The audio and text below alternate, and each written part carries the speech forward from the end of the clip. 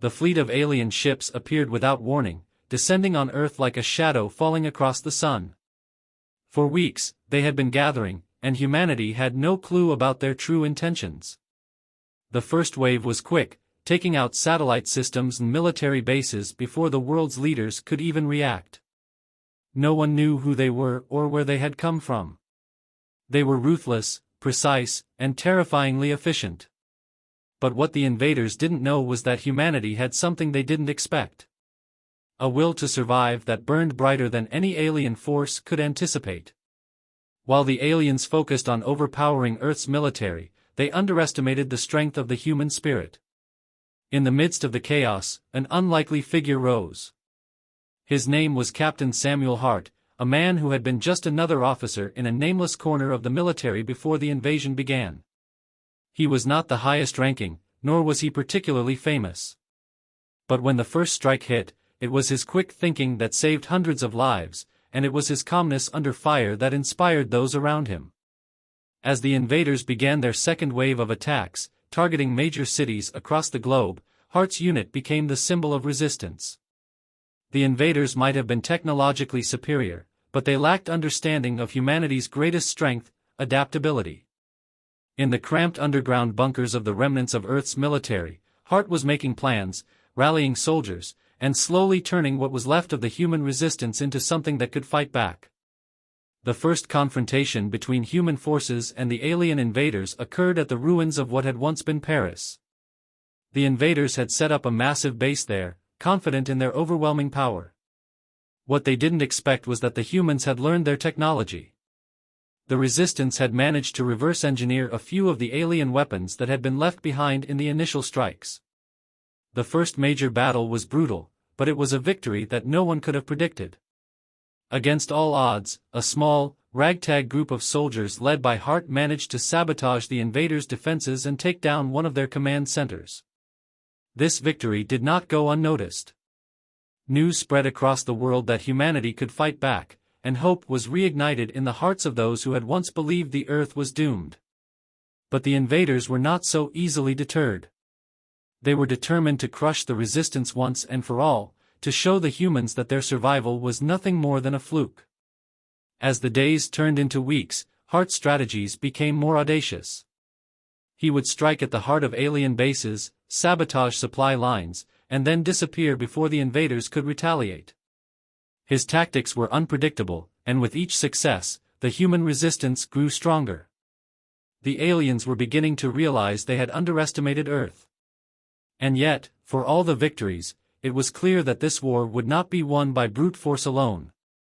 The invaders had vast armies, fleets of ships, and weapons that humanity could not hope to match in terms of raw power. It was becoming a war of attrition, and the longer it went on, the more it seemed as though the humans would lose. But Captain Hart had something else in mind. He understood something fundamental about the aliens that the rest of humanity did not. The invaders were not like humans. They were cold, calculating, and efficient, but they lacked the unpredictability of humanity. They didn't understand how to think outside of the box. That was where Hart saw an opening. Humans might not have the resources to defeat the invaders head-on, but they could outsmart them. As the resistance prepared for a final push to take back Earth, Hart's plan was set into motion. They would bait the aliens into a trap, luring them into the heart of their last remaining stronghold. The invaders had come to Earth believing they would conquer it in a matter of weeks, but Hart was going to make them regret underestimating the human race. He would make them pay for every life lost, for every city destroyed, and for every family torn apart. It was clear now that the battle for Earth was no longer just a fight for survival. It was a fight for humanity's place in the galaxy. And as the final day of reckoning approached, Captain Samuel Hart knew that humanity's strength, ingenuity, and relentless will to survive would be their greatest weapon. They had been pushed to the edge, but now they were ready to push back. The day of the final battle had arrived. The human resistance, once scattered and disorganized, now stood united under Captain Samuel Hart's leadership. They had built an army from the rubble of their fallen cities, and now they were ready to strike at the heart of the alien invaders' plans. The fate of Earth hung in the balance, but it was no longer a fight of desperation, it had become a fight of purpose. Captain Hart stood before his troops in a dimly lit underground command center. The walls were lined with maps, data readouts, and images of the alien technology they had stolen from the invaders. The room was filled with the hum of machinery, but the silence from the soldiers was palpable. Every face in the room wore the weight of the coming battle, but there was no fear in their eyes. They had been through hell and back, and now they stood ready for the greatest test of their lives. We've taken back cities. We've destroyed alien bases. We've made them bleed. But this is our last chance to win, Hart said, his voice steady and resolute. The alien fleet is in orbit, and their command center is vulnerable. This is where we make our stand. The plan was simple but daring. The human forces would use the stolen alien technology to create a decoy signal, luring the invaders into a trap. The decoy would draw the aliens to a location far from their main base, and that's where the true assault would take place. The human resistance, now equipped with alien weaponry and armor, would strike fast and hard. The invaders would be caught off guard, and they would be forced to defend their weak point, giving humanity the opening they needed. However, this was no ordinary military campaign. The plan required complete cooperation between all factions of the human resistance. Soldiers, engineers, scientists, and civilians, all had a role to play. Everyone had to work in perfect harmony, or they would fail. There was no room for mistakes. As the attack began, Hart led his team directly into the heart of the alien stronghold. Their targets were clear: alien shields, energy cores, and the command relay that coordinated the invaders' fleet. With every step, Hart could feel the tension mounting, but he didn't show it. His calm demeanor steadied the others, and they moved like a well-oiled machine, slipping through the alien defenses as if they had been doing it for years. The decoy worked perfectly. As the alien forces shifted their focus, preparing to intercept the false signal, the human assault force made its move. They breached the outer perimeter of the alien base with precision, overwhelming the automated defense systems that had once seemed impenetrable. The humans had learned how to fight this war in ways that the aliens never anticipated. But as they advanced deeper into the base, a shocking revelation came to light. The invaders were not as cold and calculated as they had seemed. In their desperation, they had made a fatal mistake. Their central command was not just a hub of military strategy, it was the core of their entire operation. If it fell, the entire fleet would be rendered useless. This was the aliens' last line of defense, and it was far more formidable than anyone had expected. Hart's team pressed forward, facing increasingly tough resistance as they fought their way to the command center. The invaders fought with a ferocity they hadn't shown before, their desperation apparent. They had never believed the humans would get this far. But now, the invaders were fighting for their very survival. Inside the heart of the base, Hart's team found themselves face to face with the alien commander. It was an imposing figure, taller and more powerful than any alien they had encountered before. It had a regal presence, as if it knew that it was the last obstacle standing between humanity and victory. The alien's voice was like a cold wind, devoid of emotion, but it carried an unmistakable weight of arrogance. "You cannot win," the alien commander declared, its voice a chilling echo in the room. "Your species is insignificant. You will fall, just like every other race we've conquered." Hart's eyes narrowed. He knew what was at stake. This was not just about taking down one more alien commander. This was about proving that humanity could stand tall against the galaxy's most powerful invaders. And he wasn't going to let this creature's arrogance go unanswered. "We're not like the others," Hart said, his voice unwavering. "And we won't fall." The battle that followed was brutal. The alien commander was an overwhelming force, far stronger than anything Hart had faced before. But humanity's resilience was unmatched. Each member of Hart's team fought with everything they had, refusing to give an inch. They were fighting not just for survival, but for the future of Earth. As the final blow was struck, the alien commander fell. With its death, the aliens' control over their fleet was severed. The resistance had won. The invaders had been outsmarted, outmaneuvered, and defeated by the very species they had once deemed inferior. The room fell silent. Captain Hart stood over the fallen commander, the weight of victory settling in. Earth was free, and humanity had earned its place in the galaxy. It had been a long and brutal fight, but in the end, the invaders had underestimated humanity's greatest weapon, their will to survive. And now, the reckoning had come. The aliens had learned the hard way that they had made a grave mistake when they tried to conquer Earth. For the first time in years, the people of Earth looked to the skies, no longer in fear, but with pride. They had fought for their future, and they had won. The galaxy would now know that humanity was not to be underestimated.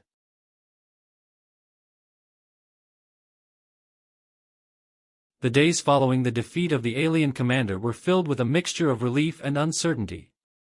Earth had won, but the cost was staggering.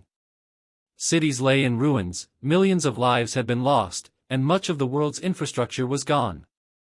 The human race had been pushed to the edge, and though the victory had been hard-earned, the question on everyone's mind was what came next.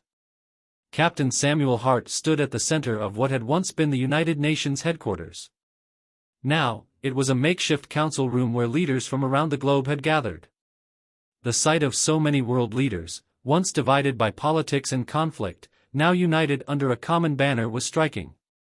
The war had brought humanity together in ways that no peace treaty or political summit ever could.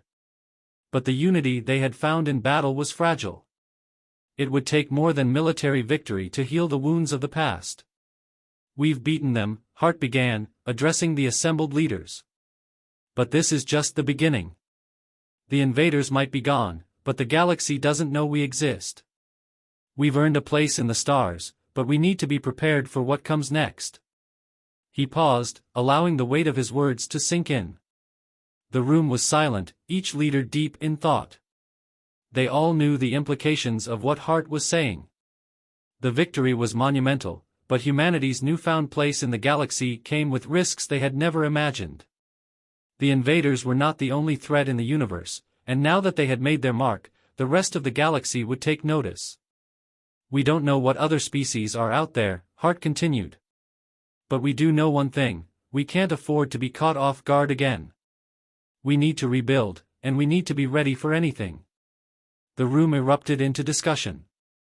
Some leaders wanted to focus on rebuilding Earth cities, others on establishing diplomatic relations with any surviving alien factions, and a few pushed for the creation of a new, unified military force to defend the planet from any future threats. But amidst the debates, Hart remained calm. He knew that it would take time to heal, and more time to truly secure humanity's place in the cosmos. Despite the uncertainty of the future, there was a sense of pride that couldn't be shaken. Humanity had proven that they were capable of fighting back against even the most advanced alien species. They had shown the galaxy that they were not a species to be taken lightly. But Hart also knew that there were still many unanswered questions. What had truly driven the invaders to Earth?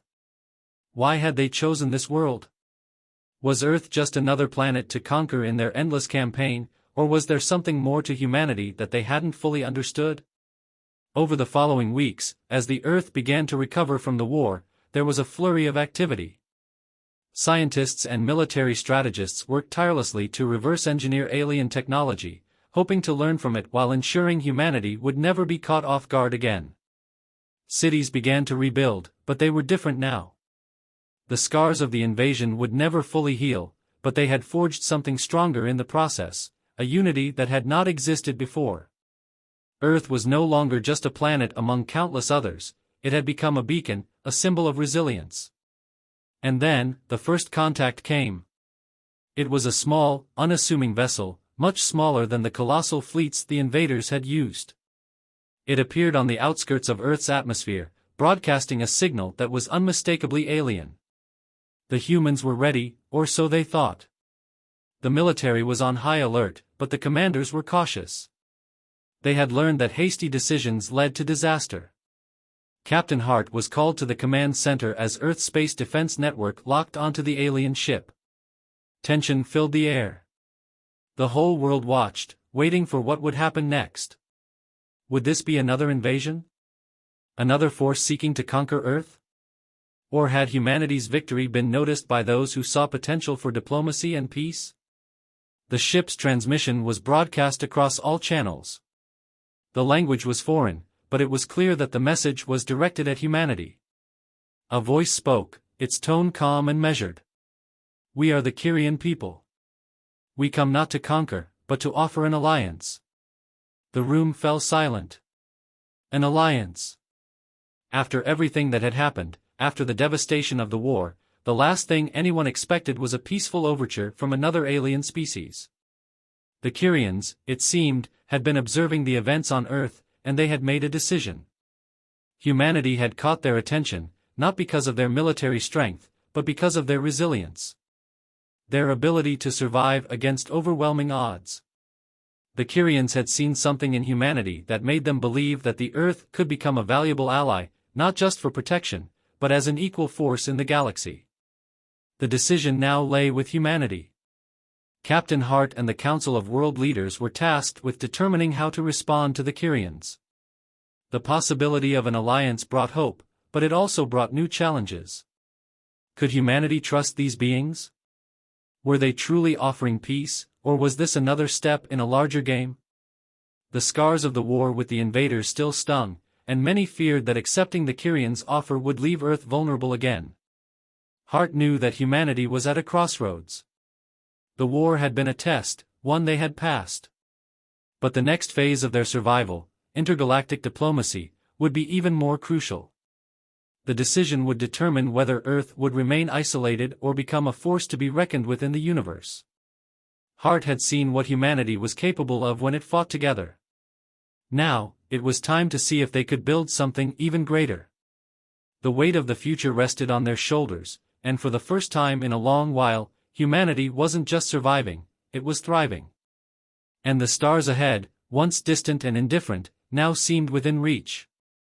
The decision to form an alliance with the Kyrian people was not one that came easily. The Council of World Leaders convened countless times, each meeting growing more tense and filled with skepticism. There were those who saw the Kyrian offer as a genuine gesture of peace, a chance for humanity to expand its horizons and join the galactic community. But there were also voices of caution, those who had seen the destruction of the alien invasion firsthand and knew how quickly a peaceful alliance could turn into another conquest.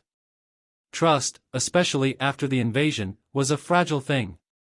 Captain Samuel Hart, having led humanity through its darkest hours, was now faced with a decision that could shape the future of Earth. He had seen the power of unity in the face of adversity, and he knew that the next step would either make or break humanity's place in the galaxy. The Kyrians, though seemingly peaceful, were an unknown quantity. They had watched humanity's fight with the invaders from the shadows, but what were their true intentions? Hart spent long nights in the command center, reviewing every bit of information about the Kyrians. Their message was clear: they were not here to conquer. They claimed to be an ancient species, one that had witnessed countless civilizations rise and fall across the galaxy. They spoke of peace, trade, and knowledge, offering humanity access to technologies that could help rebuild Earth and defend it from future threats. But Hart couldn't shake the nagging feeling that there was something more. The Kyrians were not the first species to make such offers, and not all of them had noble intentions. He had learned in war that enemies often came wearing the most innocent of faces. The Kyrians might have watched the invasion unfold, but what had they learned from humanity's ability to fight back? Was that resilience something they wanted to ally with, or was it something they saw as a challenge to their dominance? As the days passed, Hart received reports from every corner of Earth. The public's response to the Kyrian message was divided. Some saw it as the dawn of a new era, an era of cooperation with other civilizations. They saw the possibility of learning from the Kyrians, of expanding their reach into the stars. But others were more suspicious, fearing that the Kyrians might be testing humanity for something more sinister, waiting for the right moment to strike. Hart knew that making the decision on behalf of the entire planet would require more than just a military perspective. He needed to consider the long-term impact on Earth and its people. The council was split, but Hart had one advantage: he had seen firsthand the strength of human resolve. He knew that humanity could rise above fear and distrust, just as they had when facing the invaders. If humanity could survive an invasion, they could survive the unknown as well. And so, after careful deliberation, the Council decided to proceed with the Kyrian offer. Earth would open communication channels and begin the process of forging an alliance, but with one stipulation: nothing would be agreed to without full transparency. Humanity would not be blindly led into an alliance without knowing the full extent of what the Kyrians wanted and what they could offer. The first official meeting between humanity's leaders and the Kyrians was held in the ruins of the once grand United Nations building.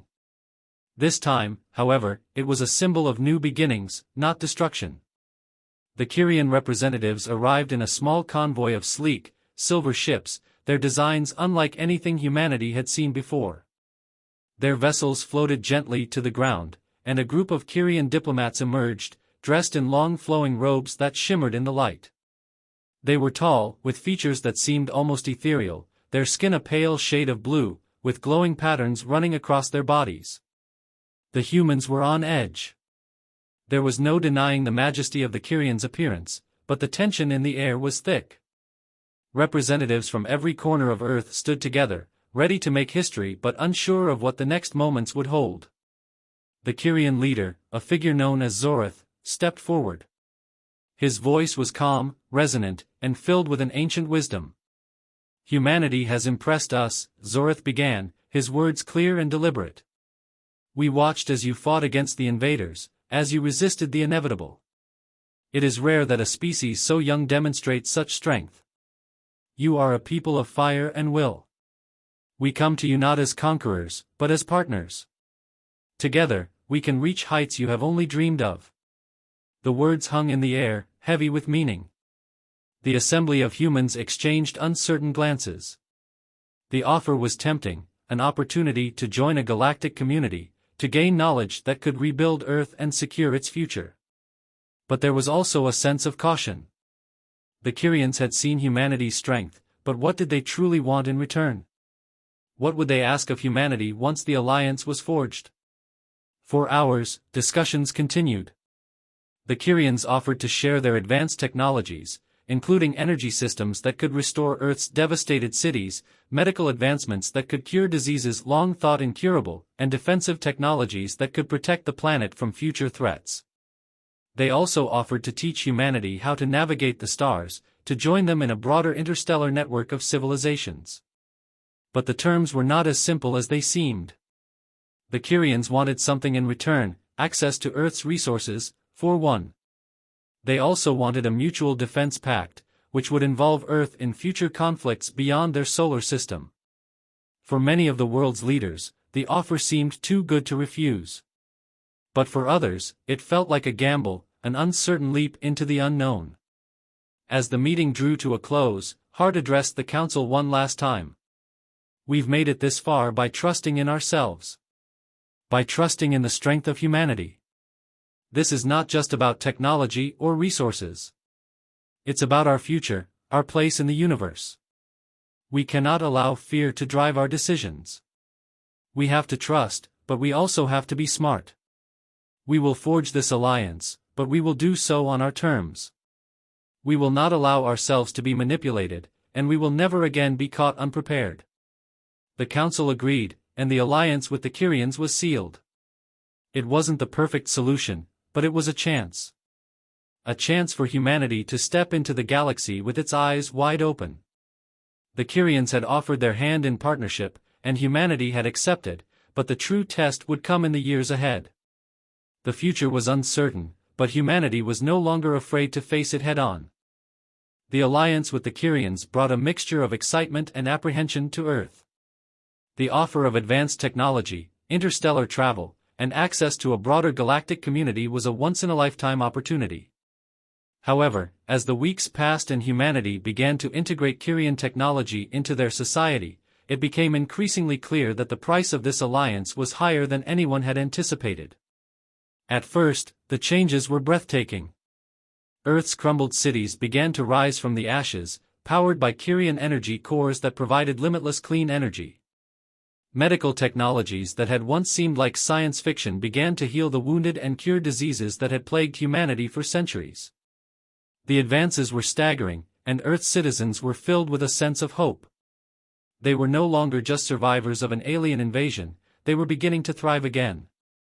But as the Kyrian presence on Earth grew, so did the tensions. It became clear that the Kyrians were not just providing their knowledge out of goodwill. They were becoming increasingly involved in Earth's affairs. The Kyrian military presence on the planet, initially meant to defend humanity from potential threats, had grown to a size that made many humans uneasy. Their ships patrolled the skies, their soldiers trained Earth's armies, and their advisors had infiltrated every level of government. It was not long before the first signs of friction appeared. The Kyrians, for all their wisdom and technological superiority, were an ancient and proud species. They had their own ways of doing things, their own customs, and their own form of governance. While they had promised partnership, it became clear that they viewed themselves as mentors, guiding humanity in ways that some began to see as manipulative. The Kyrians, in their desire to protect humanity, began to impose rules that seemed restrictive. Earth's sovereignty was being compromised, and many began to question whether the price of this alliance was worth it. Captain Hart, now one of the most prominent leaders of the Earth's Council, found himself in an increasingly difficult position.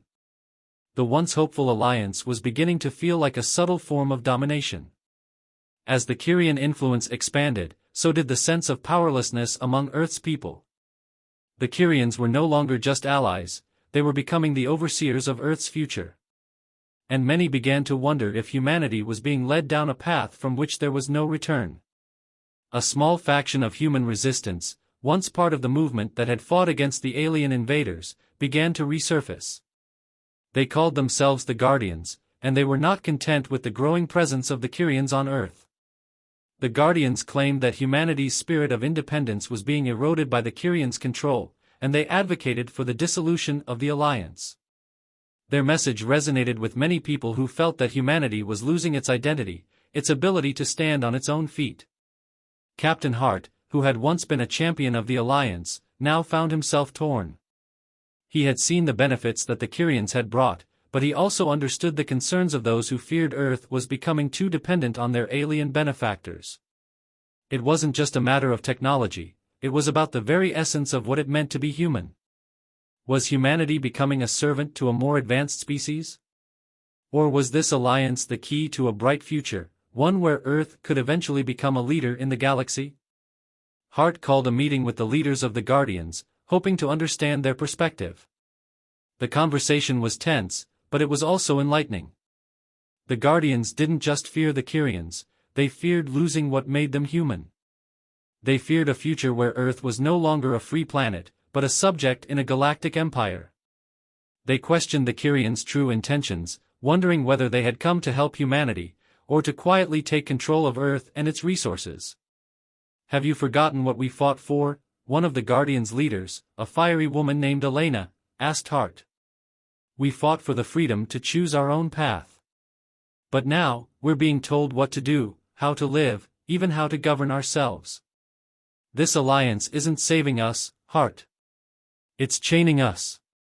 Hart was silent for a long moment, reflecting on her words. He had always believed that the alliance with the Kyrians was a necessary step for humanity's survival. But now, as he listened to the growing unrest, he began to question whether the cost had been too high. "You're right," Hart said finally. "We fought for our freedom, and we must never lose sight of that. But we also can't deny the progress we've made with their help. The question is, how do we keep that progress without giving up our autonomy? Can we have both?" The discussion was only just beginning, and the future of Earth hung in the balance.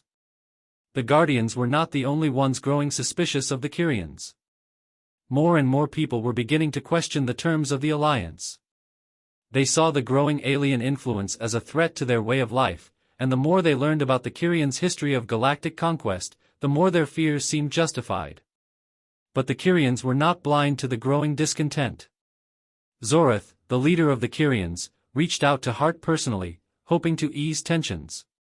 In a private meeting, Zorath spoke with a calmness that was both reassuring and unsettling. "We did not come here to control you, Samuel," Zorath said, his voice carrying the weight of centuries of experience. "We came to help you. But the galaxy is a dangerous place. You will face threats that you cannot imagine. We only wish to prepare you for that. We did not come to dominate Earth. We came to protect it. Hart's brow furrowed as he listened. The Kyrian leader's words were convincing, but there was something in the way he spoke that made Hart wary. Was this truly an offer of protection, or was it a subtle way of justifying the Kyrians' growing control? The decision now lay with humanity. Would they embrace the Kyrian alliance and risk becoming a subjugated species, or would they fight to preserve their independence, knowing that they might face the challenges of the galaxy on their own? The tension between the two sides escalated as the Guardians' influence grew. The public support for the Kyrian alliance was beginning to waver, and it seemed that humanity was heading toward another conflict, this time not with an alien invader, but with an ally who had become something more. Captain Hart stood at the crossroads, knowing that the choices made now would shape Earth's future for generations to come. The reckoning was far from over, and the true test of humanity's spirit was just beginning. Would Earth remain free, or would it become part of something greater, and possibly more dangerous, than it had ever imagined? The pressure was mounting. With each passing day, the division between those who supported the Kyrian alliance and those who opposed it grew wider. The Guardians, once a small resistance faction, had become a powerful political force. Their message had resonated with millions of Earth's citizens who now saw the Kyrians as more of a threat than a help. Meanwhile, the Kyrian leadership, still hopeful of humanity's cooperation, grew increasingly frustrated by the growing dissent. Captain Hart, caught between two worlds, knew that the coming days would decide the fate of Earth. He had always believed that the Kyrian alliance was humanity's best chance at survival, but the cracks in that belief were widening. As the Earth's sovereignty was slowly eroded, he wondered if he had been too quick to trust the Kyrians. Were they really offering protection, or had they used humanity's vulnerability to advance their own agenda? The situation was no longer just a matter of political debate. Tensions had escalated to the point where the Guardians were calling for an outright rebellion. The world's cities were beginning to fill with protests, some peaceful, others violent, as people rallied against the Kyrian presence on Earth. In the streets, signs with slogans like "Freedom, not subjugation," and "Earth for Earthlings," were becoming more common. News stations across the world were broadcasting the growing unrest, and leaders of the Guardians were speaking directly to the public, calling for immediate action. A secret meeting was held in the dead of night, one that would shape the course of the conflict. Captain Hart had agreed to meet with Elena, the leader of the Guardians, in a hidden underground bunker. The two had once shared a bond forged in the heat of battle, but now, their paths had diverged. Elena was adamant about one thing: humanity's future could not be bound by alien strings. "You've seen it, Samuel." Elena's voice was sharp as she addressed him, her eyes full of fiery determination. "The Kyrians are taking control. They're not helping us, they're shaping us into something we were never meant to be. Earth should be free, and we shouldn't have to bow to anyone, not even them." Hart leaned against a wall, running a hand through his hair. The weight of the world seemed to press down on him, and for the first time, he wasn't sure what the right decision was. The alliance had brought unprecedented advancements, but at what cost? Elena's words echoed in his mind. The Kyrians had never been entirely transparent, and now their influence over Earth's political and military infrastructure seemed undeniable. "I know the Kyrians have their own agenda," Hart replied quietly, "but without their help, we might not have survived the invasion. They're the only ones who can truly protect us from what's out there. We're not ready to face the galaxy alone." Elena shook her head, a bitter smile on her lips. "You're wrong, Samuel. We are ready. We've proven that time and time again. The Kyrians may have given us the tools, but we can use them on our own. We don't need them to defend ourselves, and we certainly don't need them to define who we are. We're human, and that's our strength." The conversation was growing heated, and Hart could feel the divide between them widening. He had always respected Elena, but he realized now that they were on opposite sides of an ideological war. To her, the Kyrians represented an existential threat, an erosion of everything that made humanity unique. To him, they were the key to humanity's survival, a necessary evil in a galaxy that could be far more dangerous than anyone realized. "We've already made an alliance with them," Hart said, his voice firm but tinged with uncertainty. "Backtracking now could lead to war. We can't just tear down everything we've built." Elena's eyes narrowed. "Then you'll be the one who allows Earth to be shackled to an alien race. You'll be the one who lets humanity's future slip through its fingers." Hart's heart clenched. He knew the risks of disbanding the alliance, but he also knew the risks of allowing the Kyrians to continue expanding their influence. He had always fought for humanity's future, but now that future seemed uncertain, fragile. The Kyrians had promised peace, but what if their peace came at the cost of humanity's freedom? As the days passed, the situation continued to spiral out of control. Riots broke out in the streets of major cities. The Guardians were gaining momentum, calling for a revolution that would drive the Kyrians from Earth. Meanwhile, the Kyrians, in an effort to quell the unrest, began to deploy more of their own military forces across the globe. It became a standoff. Humanity was caught in a tug-of-war between its desire for freedom and its need for protection. In the midst of the growing chaos, Hart made a decision. He would confront Zorath, the leader of the Kyrians, and demand answers. If the Kyrians were truly humanity's allies, they would have to prove it by respecting Earth's sovereignty. It was a dangerous gamble, one that could either solidify the alliance or ignite an intergalactic conflict. The meeting was set. The Kyrians, ever composed, agreed to meet with Hart in a neutral zone, a location far removed from the battlegrounds of Earth. The scene was set in a vast, empty space station orbiting a distant moon. There, the fate of the alliance would be decided. Zorath greeted Hart with the same calm demeanor he had always displayed. "I see the unrest is growing," Zorath remarked, his voice almost sorrowful.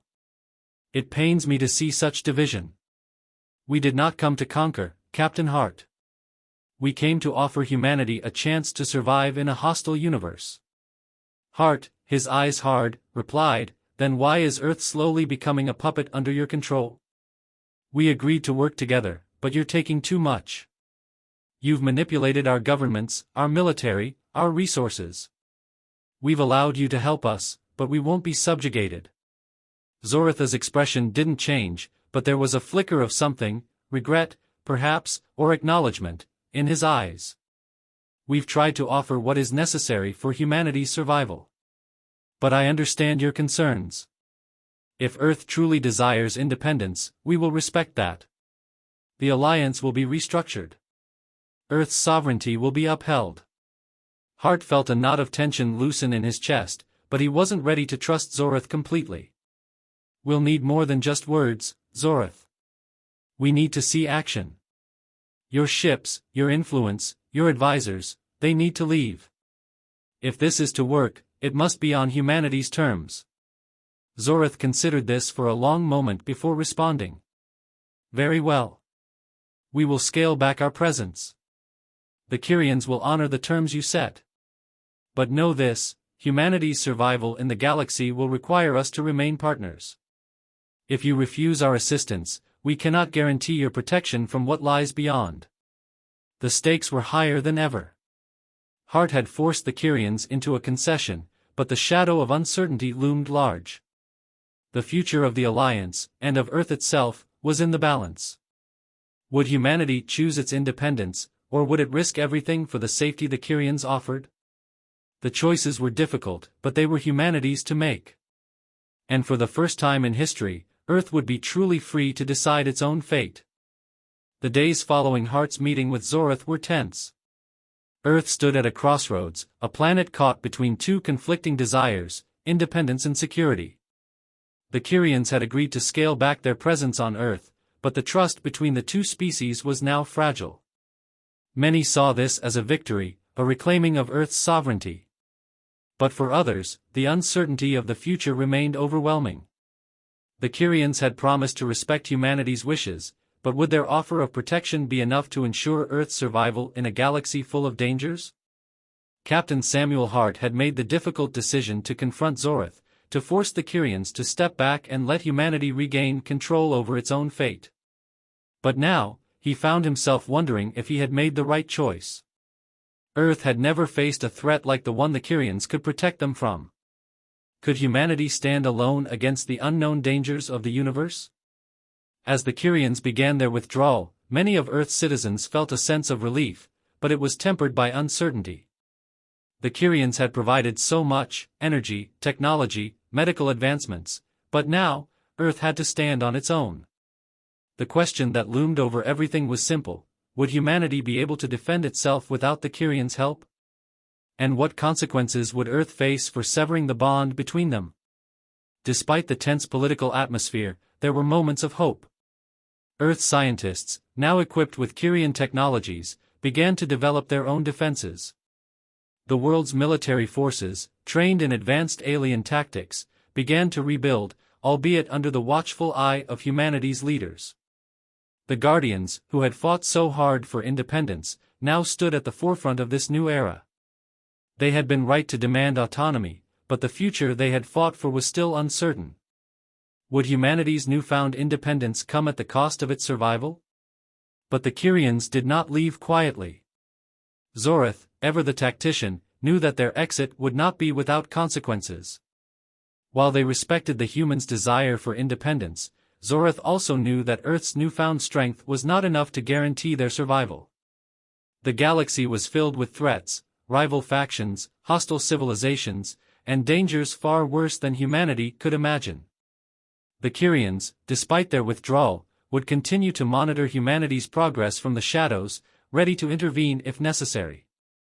Months passed, and Earth began to adapt to its new reality. The first signs of humanity's resilience began to emerge. With the Kyrian technologies in hand, Earth was starting to recover. Cities rebuilt, infrastructure was re-established, and the medical advancements continued to cure diseases that had once decimated the population. But there was still a lingering fear, a nagging question about whether Earth could truly defend itself without the Kyrians. And then, just as humanity began to think it was safe, a new threat arrived. It was subtle at first, a series of strange, unidentifiable signals that began to flood Earth's communication systems. The signals were unlike anything Earth had encountered before, alien in nature, but with an unmistakable aggression lurking behind them. It wasn't long before reports came in from Earth's outlying colonies, and the news was clear: the Kyrians had been right. Earth was not alone in the galaxy. And some of the creatures out there had no intention of coexisting peacefully. The first strike came without warning. A massive fleet of unknown ships appeared in Earth's orbit, their sleek, jagged forms ominous against the blackness of space. The vessels were not Kyrian, they were far more sinister, with weapons far more advanced than anything humanity had encountered. It was clear that they had been waiting for Earth to weaken, for humanity to turn its back on its protectors. The alien ships launched their assault in waves, raining destruction down upon Earth's cities and military bases. The planet's new defenses, though strong, were not enough to hold off the attack. The Kyrians, though they had withdrawn, had not forgotten humanity. Zorith, seeing the danger in the shadows, knew that Earth was once again facing a threat it could not survive alone. Within hours of the first strike, the Kyrian fleet reappeared in Earth's orbit. Zoritha's voice echoed through every communication channel, calm but urgent. "We warned you that this day might come. Your independence is your right, but we cannot stand by and watch you be destroyed." The decision that Heart had feared would come, Earth's greatest test, had arrived. The Kyrians had returned, not as conquerors, but as allies once more. This time, they were not asking for control, only for cooperation. Earth had to make a choice: embrace the help of the Kyrians and fight as one, or face annihilation alone. Captain Hart stood on the bridge of Earth's flagship, watching as the alien fleet loomed on the horizon.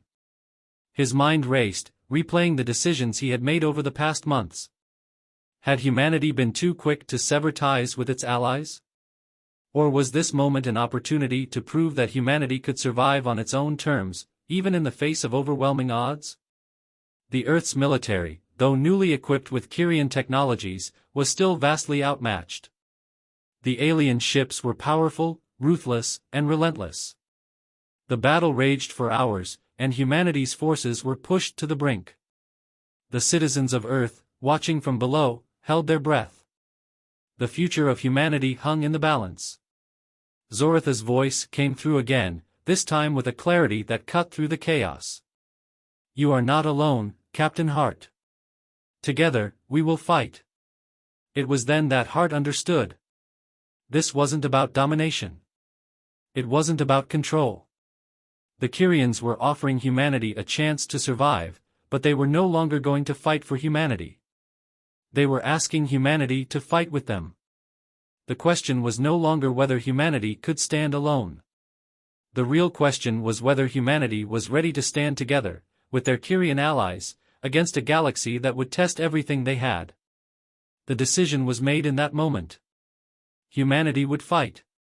Not as a servant to the Kyrians, not as an isolated species, but as an equal partner in the fight for its future. The reckoning had arrived, not just for Earth, but for the entire galaxy. Humanity had proven that it could survive against invaders once before. Now, it would prove that it could thrive, even in the face of the unknown. The battle between Earth and the unknown alien force raged on, but as humanity fought back with the Kyrians at their side, something new was born, a partnership forged in the heat of war, a reckoning that would forever change the balance of power in the galaxy. The war was far from over, but Earth had earned its place. Humanity's spirit was undeniable, and the galaxy had taken notice. And so, the story of Earth's survival continued. Humanity had faced the unimaginable and had stood tall. The reckoning was just the beginning of a new chapter, one where Earth would rise not just as a survivor, but as a force to be reckoned with in the vast, unknown expanse of space.